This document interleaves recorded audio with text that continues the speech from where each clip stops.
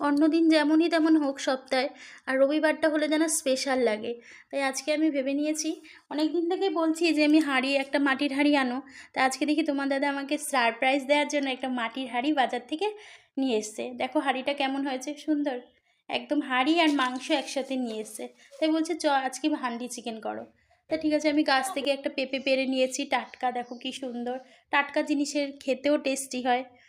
আমি এখানে সব কিছু গুছিয়ে নিয়েছি, পেঁপে, পেঁয়াজ, আদা, রসুন গুছিয়ে নিয়েছি, কটা গোটা রসুনও নিয়ে নিয়েছি। এবার আমি আদা বেটে নেব, আদা রসুন বেটে নেব। রসুনটা বেটে নিচ্ছি। আর শিলনোড়ায় বাটা খাবার তো খুবই ভালো লাগে। মাটির হাঁড়িতে খেয়ে দেখবে তোমাদের হজমও হবে ভালো, গ্যাস অম্বল হবে না। আর মিক্সিতে মশলা করলে না কেমন ভালো হয় না খেতে, কিন্তু এটাতে যতটা টেস্টি হয়। আমি কিছু কাঁচা শুকনো লঙ্কা বেটে নিয়েছি, আর কয় পিস পেঁপেও থেতো করে নিয়েছি। এখানে মাংসটা ধুয়ে পরিষ্কার করে আমি আদা রসুনটা আর লবণ পরিমাণ মতন, একটু হলুদ আর একটু চিনি দিয়ে মেখে রাখলাম, কিছু মেখে ঢেকে রেখেছি। এবার দেখো আমি উনুনে হাঁড়িটা একটু লেপ দিয়ে নিয়েছি। নতুন হাঁড়ি তো ভয়ও লাগছে কেমন, তাই একটু আগে থেকে লেপ দিয়ে শুকাতে দিয়েছি রোদে। আমি এখানে দিয়ে দিলাম লঙ্কা বাটা আর একটু জিরে বাটা দিয়ে ভালো করে মাংসটা আবার মেখে নিলাম। মাংসটা মেখে নিয়েছি। তোমরা জানিও বন্ধুরা কেমন লাগলো খেতে।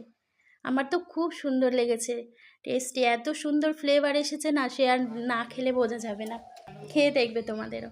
আমি দিয়ে দিলাম ধনের গুঁড়ো। আমি উনুন জ্বালিয়ে হাঁড়িটা তাতিয়ে নিয়েছি, দিয়ে দিয়েছি একটু সর্ষের তেল। আর এসব রান্না তো সর্ষের তেল ছাড়া হয় না বলো, আর আমার সর্ষের তেলের রান্না খুব ভালো লাগে। দিয়ে দিয়েছি তেজপাতা, শুকনো লঙ্কা আর জিরে, আর একটু পেঁয়াজ কুচি। পেঁয়াজ কুচিটা হালকা হাতে ভেজে নিয়েছি, নরম নরম হয়েছে।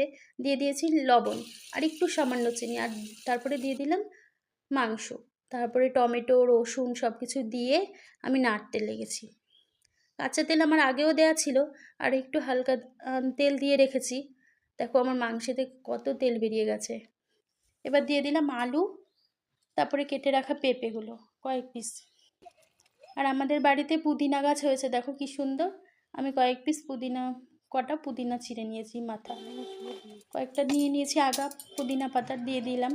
আর দিয়ে দিলাম গরম মশলা, দিয়ে একটা আটার গোট করে চারিদিকটা ঢেকে নিয়েছি, ঢেকে বন্ধ করে রেখেছি। দেখো বন্ধুরা আমার হয়ে এসেছে মাংস, কেমন লাগছে, কালারটা খুব সুন্দর এসেছে।